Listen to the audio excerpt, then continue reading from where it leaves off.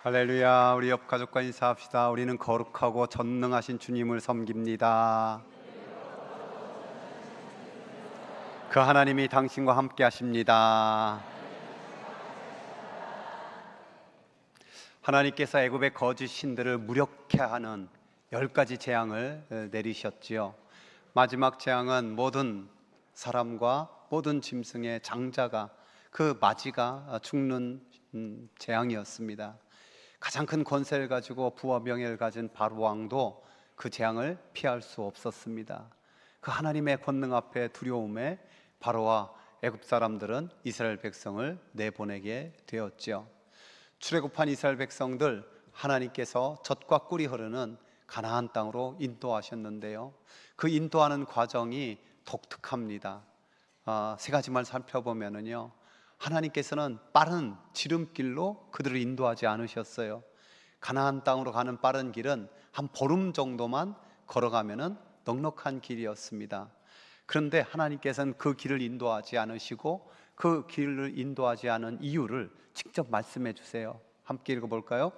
바로가 백성을 보낸 후에 블레셋 사람의 땅의 길은 가까울지라도 하나님이 그들을 그 길로 인도하지 아니하셨으니, 이는 하나님이 말씀하시기를 이 백성이 전쟁을 하게 되면 마음을 돌이켜 애굽으로 돌아갈까 하였습니다. 아멘.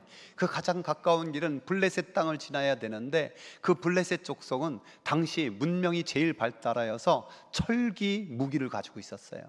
그 철기 무기를 가진 블레셋 사람들이 이 이스라엘 백성이 오면은 당연히 침략인 것으로 알고 전쟁을 하게 되고, 그 전쟁 앞에 무서워서 이스라엘 백성들은 다시 돌아갈 그런 것 때문에 하나님께서는 이스라엘 백성들이 감당할 만한 그런 시험 주시고자 그 길을 갖지 않고 다른 길로 가게 하신 거예요.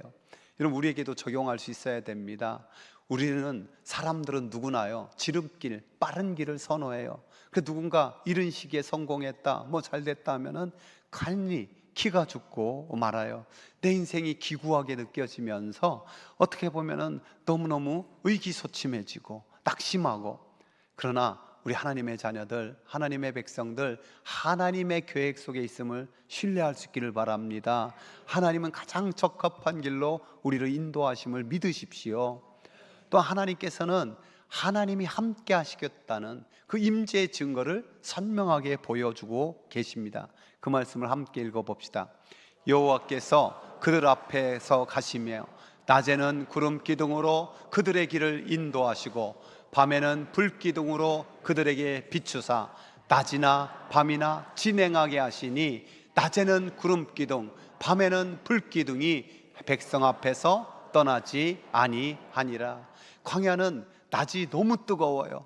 그 뜨거운 낮을 견디도록 하나님은 구름 장막을 착 쳐주셔서 시원케 하시고, 또 밤은 너무 추워요. 그 너무 추운 밤에 불기둥을 세워주셔서 따스함을 느끼게 하신 거예요. 무엇보다 하나님이 앞서서 구름기둥, 불기둥을 비춰주시니 그들의 눈에는 와, 하나님이 우리와 함께 계시구나, 그 임재를 언제나 선명하게 알 수가 있었지요. 오늘도 우리 주님께서 세상 끝날까지 우리와 함께 하심을 믿습니다.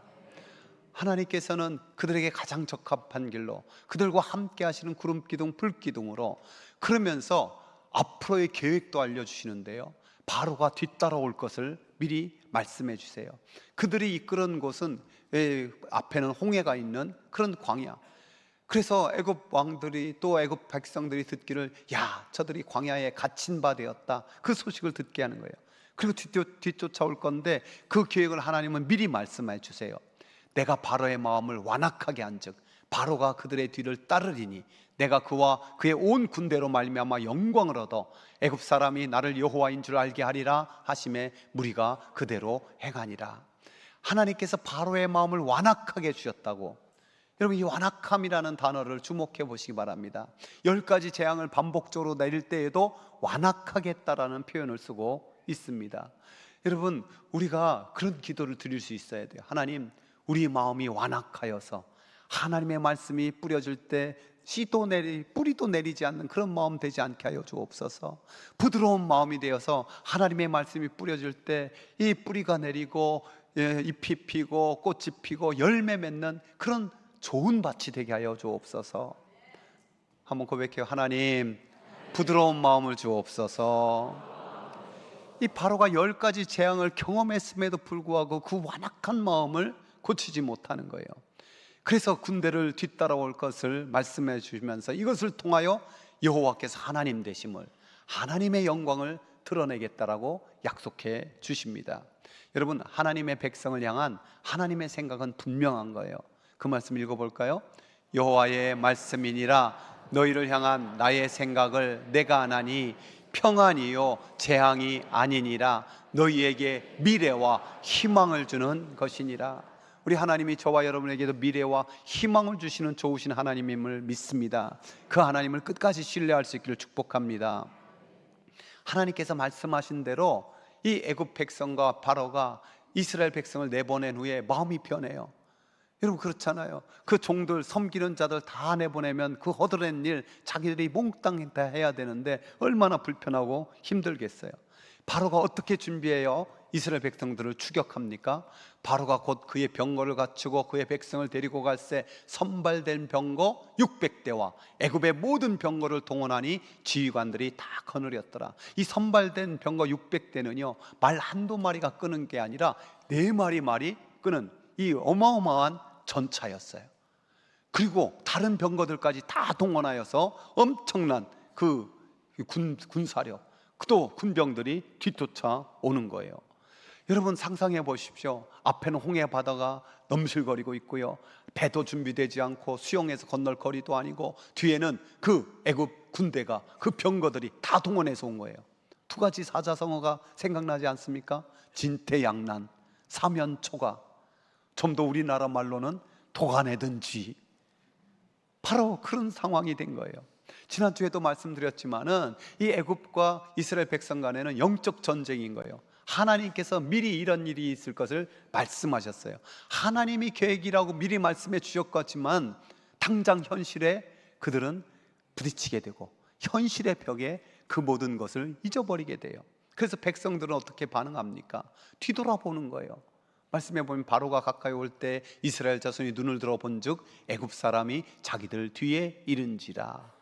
애굽 사람을 본 것은 뒤돌아봤기 때문에 앞에는 분명히 지금도 구름 기둥, 불 기둥이 하나님이 임재하신 걸 보이고 있는데 그들이 뒤돌아서 그 애굽 군대를 바라보고 가요. 됨으로 말미암아 믿음의 눈이 잃어버리게 돼요. 지금도 천성을 향하여 나가는 하나님의 자녀들에게 악한 것은 자꾸만 뒤돌아보게 만드는 거예요. 우리는 기억해야 됩니다. 롯의 아내가 뒤돌아보다 뭐가 됐죠? 소금 기둥이 돼버리고 말았지 않았습니까? 예수님의 공생에 예수님께서 사람을 고쳐주고 귀신들 내쫓고 또 오병이어의 이적을 통해 먹을 것 주시고 그러자 사람이 구름대같이 달려왔어요. 주님 곁에 머물렀어요. 근데 그런 백성을 향해서, 그런 무리를 향해서 주님이 하신 말씀은 뭐냐? 손에 쟁기를 잡고 뒤돌아보는 자는 하나님의 나라에 합당하지 아니하니라. 뒤돌아보지 말라는 거예요. 여러분 지금도 우리 인생에 얼마나 뒤돌아보며 후회하는 것이 우리의 습관이 되어 있습니까? 그 사람이 아니라 저 사람이랑 결혼했어야 되는데, 그때 이 직장 말고 그 직장 들어갔어야 되는데, 이 사람 말고 저 해야 되는데, 이것 말고 저거 샀어야 되는데, 이런 것들이 우리에게 있는 거예요. 여러분 주님께 붙잡혀 달려나가는 사도 바울은 어떤 고백을 합니까? 함께 읽어봅시다. 나는 뒤에 있는 것들은 잊어버리고 앞에 있는 것들을 향하여 힘껏 나아가고 있습니다. 목표를 바라보며 뒤쫓아가고 있습니다. 그것은 상, 곧 하나님이 그리스도 예수님 안에서 위로 불러주시는 부름의 상을 받기 위해서입니다. 아멘. 저와 여러분이 믿음의 주여 온전케 하시는 예수 그리스도를 바라보면서 믿음의 전진만 있기를 축복합니다. 악한 것은요 자꾸 뒤돌아보게 만들어요. 뒤돌아보고 바라보고 두려움에 빠지게 만드는 거예요. 두려움에 사로잡히게 만드는 거예요. 뒤돌아보는 순간 미치도록 두려운 마음이 있는 거예요. 여러분 상상해 보십시오. 따닥따닥따닥 하는 말발굽 소리, 힝힝 하는 말 울음소리, 무엇보다도 그 군병들이 와 하고 소리 지르는 그런 소리. 여러분, 그 소리에 그냥 기가 죽어버리고 마는 거예요. 느닷없이 닥친 그 위협 앞에 은혜의 기억들이 다 사라져버리는 거예요.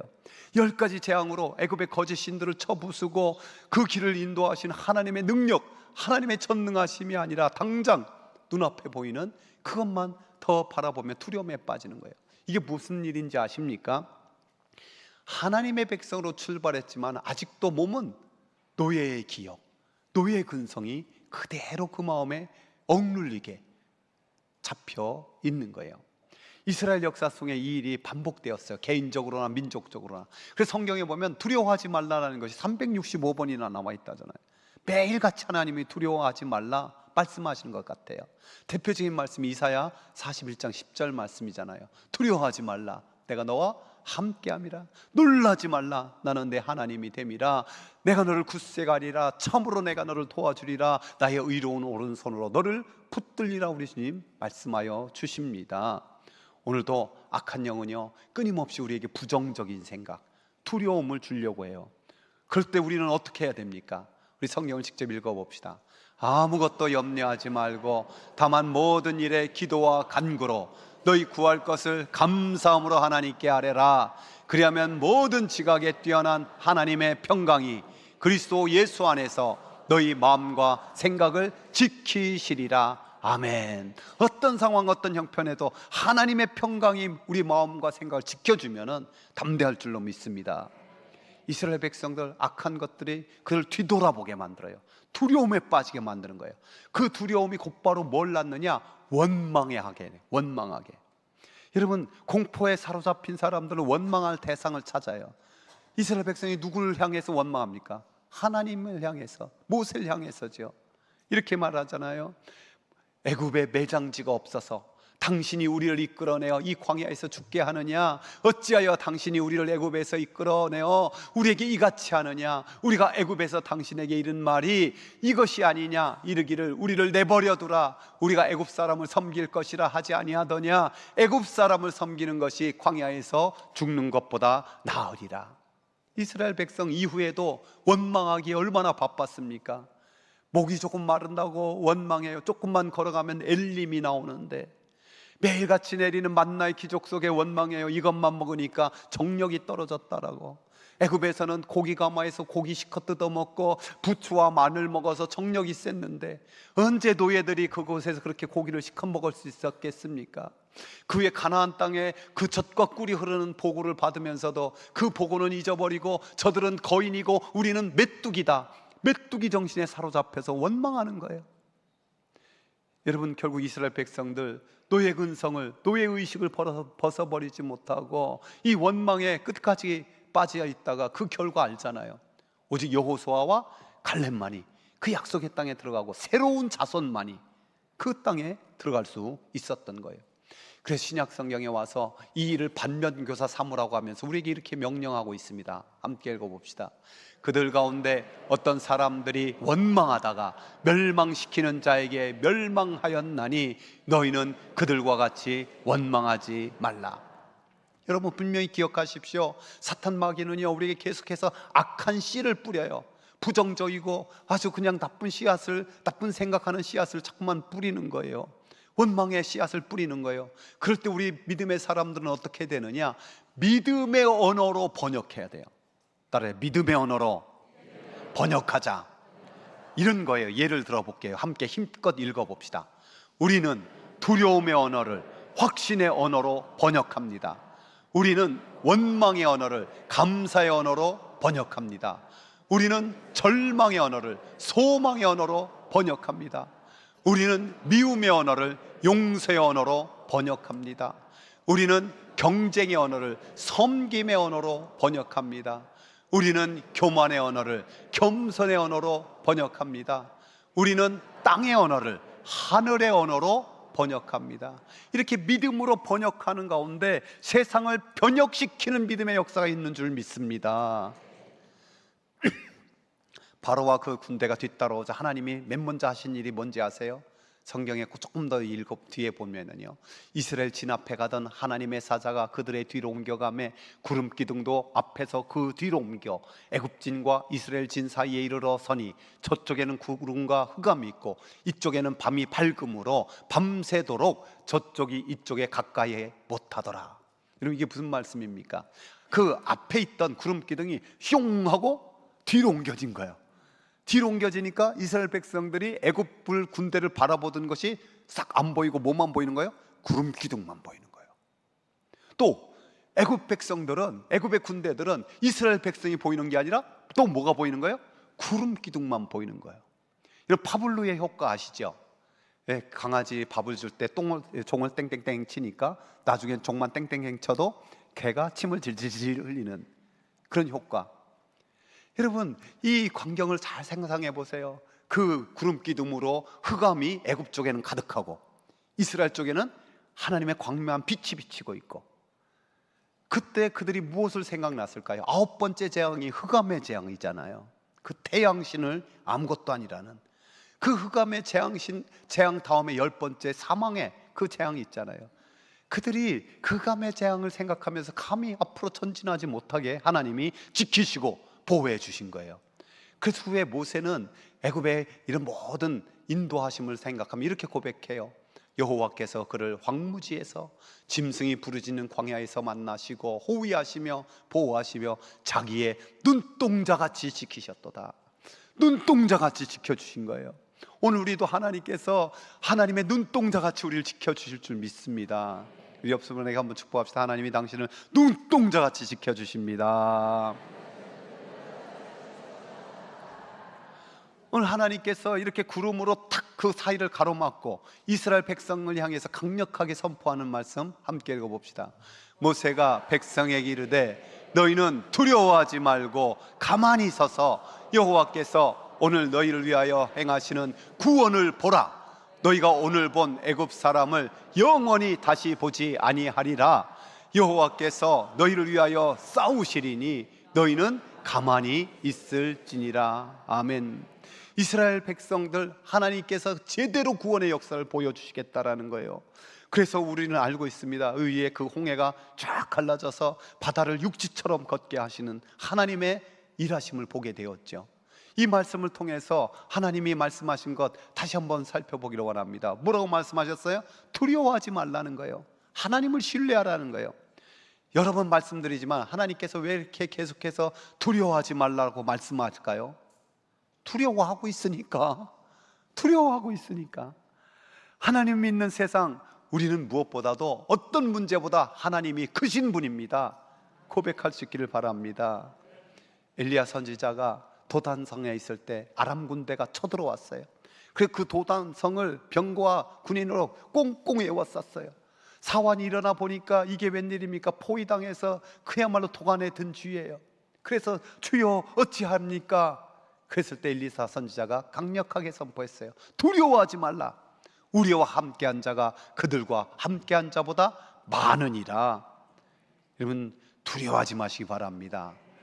그러면서 뭐라고 말씀하세요? 가만히 있으라. 하나님께 주도권을 드리라는 거예요. 내 힘과 내 지혜로 모든 일을 다 해결하려는 그 조급함에서, 그 조바심에서 벗어나고 주도권을 하나님께 맡겨라. 왜? 너희는 하나님 것이니까. 하나님이 책임진다는 거예요. 제가요 요즘에 이 기도를 좀 종종해요. 하나님, 구미시민교회가 하나님의 교회요, 주님의 교회입니다. 이런 문제가 있는데 주인 대신 주님이 좀 해결해 주시지요. 하나님, 내게는 하나님의 뜻을 분별할 수 있는 지혜와 은혜를 더하여 주옵소서. 그리고 그 하나님의 뜻에 순종하는 용기를 더하여 주옵소서. 여러분, 교회만 그렇습니까? 저는 하나님을 위해 살겠다는 우리 자신이 하나님의 것이고, 우리 가정도 그렇고, 내가 어떤 사업을 할 때 이것은 하나님을 위한 사업입니다 할 때 하나님의 것이 되는 줄 믿습니다. 주도권을 하나님께 옮기면은 그게 하나님의 것이 되고 하나님이 책임져 주시는 줄 믿습니다. 제가 요즘에 새한글 성경을 일독을 거의 했는데요, 이 데살로니가 후서에서 이 말씀 붙들고 한참 기도했어요. 한번 이 말씀 읽어볼까요?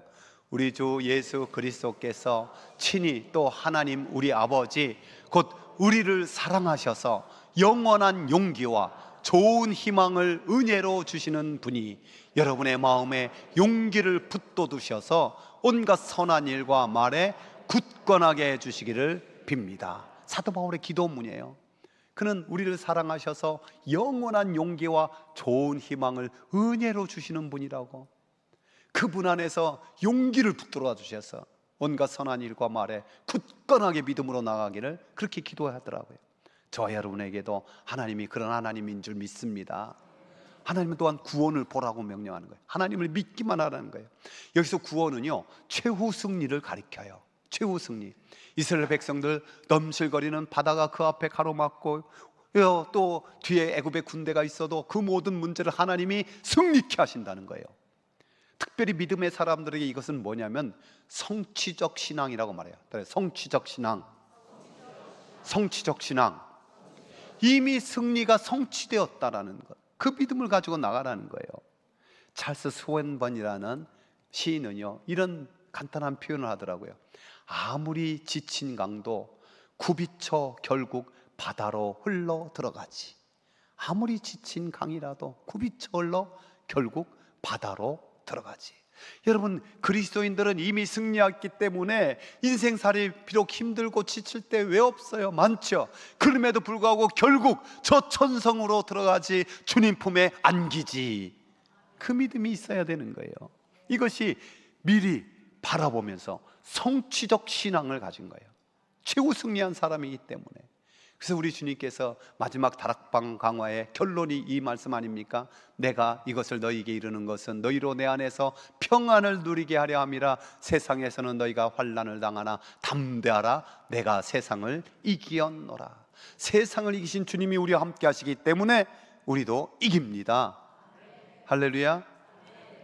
하나님께 두려워하지 말라는 거예요. 또한 가만히 있으라는 거예요. 주도권 옮기라는 거예요. 또한 구원을 보라. 그리고 하나 더, 너희를 위해서 싸우시리라. 나는 너의 편이다라는 걸 말씀하세요. 여러분, 가만히 보십시오. 어린이나 할 것 없이 뭔가 찾고 있어요. 뭘 찾는지 아세요? 누가 내 편이 돼줄까?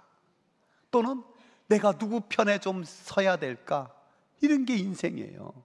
근데 하나님의 백성은 거기에 대해서 너무 큰 고민하지 마십시오.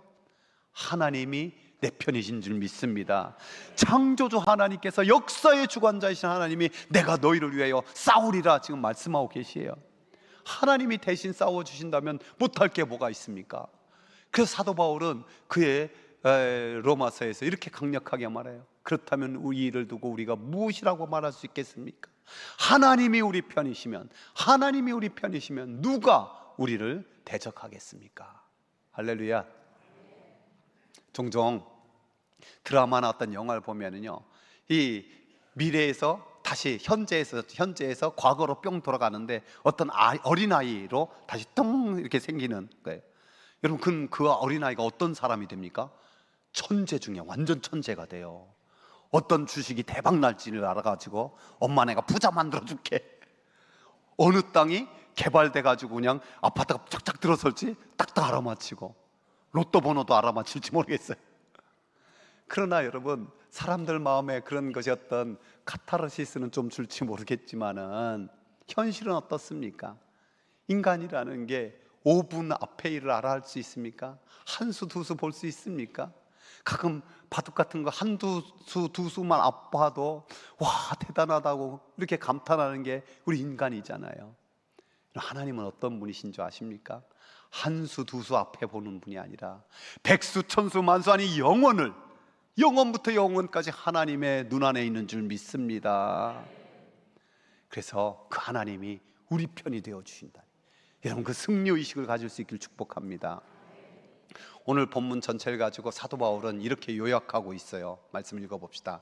형제들아, 나는 너희가 알지 못하기를 원하지 아니하노니 우리 조상들이 다 구름 아래 있고 바다 가운데로 지나며 모세에게 속하여 다 구름과 바다에서 세례를 받고. 구름과 바다에서 세례를 받은 일이라는 거예요. 여러분, 세례가 무엇입니까? 옛사람은 죽고 새 사람으로 사는 게 세례예요.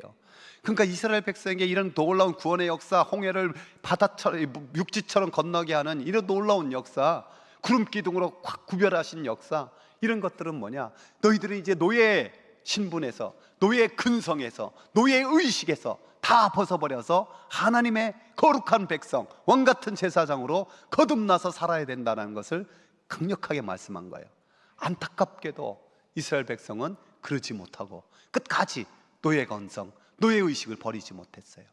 아마 이 자리에 지금 몇 분 빼고는 다 세례받은 분이에요. 우리의 세례가 똑같은 거예요. 내가 그리스도와 함께 옛사람은 죽었습니다. 그리스도 안에서 누구든지 새로운 피조물이 되었습니다. 나는 새 사람이 되었습니다. 여러분 믿습니까? 그렇다면 세상 사람과 똑같은 걸 보고 세상 의식 똑같이 가지고 세상 생활 습관 똑같이 가지고야 어떻게 그게 새 사람이 되겠습니까? 저와 여러분이 참으로 최우승리 믿으면서 하나님의 자녀로 권세 있게 이 선취적 신앙으로 담대히 나가는 믿음의 용사들 되기를 주의 이름으로 축원합니다.